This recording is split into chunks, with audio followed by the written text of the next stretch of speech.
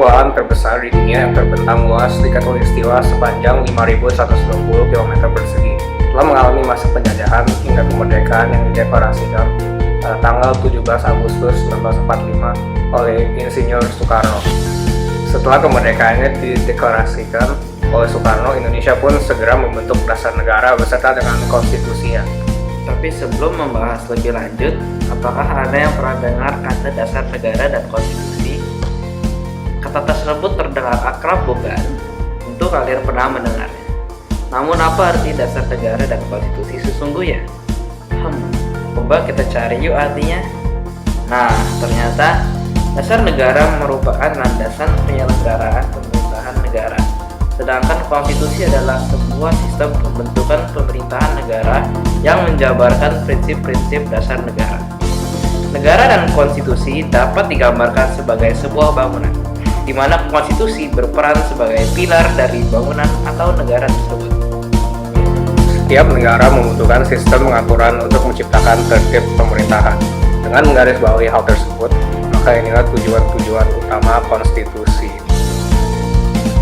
Tiap-tiap konstitusi selain memiliki tujuan juga mengandung nilai-nilai tertentu seperti nilai normatif, nominal, dan semantik.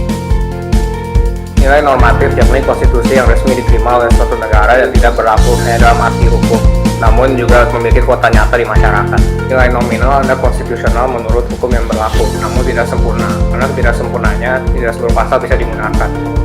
Sedangkan nilai semantik adalah konstitusi yang berlaku bagi kepentingan penguasa. Konstitusi yang saat ini berlaku di Indonesia dan adalah sumber hukum tertinggi di Indonesia adalah UUD 1945. Sebelumnya, ada beberapa konstitusi yang pernah digunakan di Indonesia. Seperti demikian, hingga akhirnya negara Indonesia menggunakan UUD 1945 Amandemen.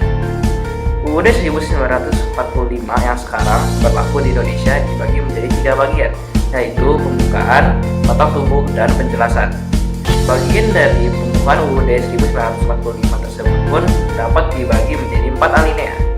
Alinea pertama dapat pula diinterpretasikan menjadi 2 dalil, yaitu dalil objektif dan subjektif. Pembukaan UUD 1945 berbunyi demikian, bahwa kemerdekaan itu ialah hak segala bangsa. Oleh sebab itu, maka penjajahan di atas dunia harus dihapuskan karena tidak sesuai dengan peri kemanusiaan dan peri keadilan. Dari kalimat tersebut telah ditunjukkan keteguhan dan kuatnya motivasi bangsa Indonesia untuk melawan penjajahan untuk mencapai kemerdekaan. Dengan demikian, segala bentuk penjajahan haram hukumnya dan segera harus dienyahkan dari muka bumi ini karena bertentangan dengan nilai-nilai kemanusiaan dan keadilan.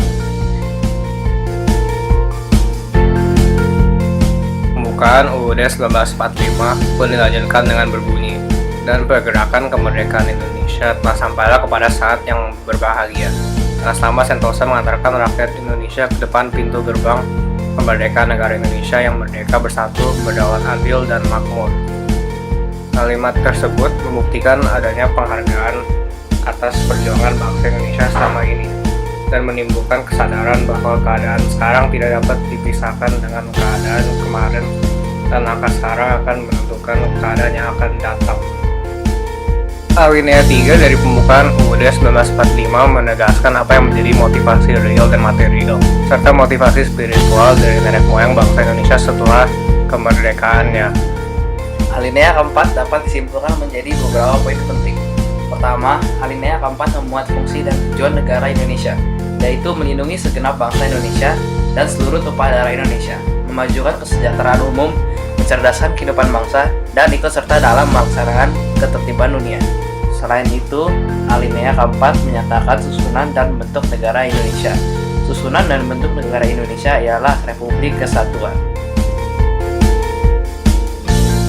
Sistem pemerintahan yang dianut oleh negara Indonesia menurut alinea keempat adalah negara yang demokrasinya berkedaulatan rakyat, berarti rakyat yang memimpin.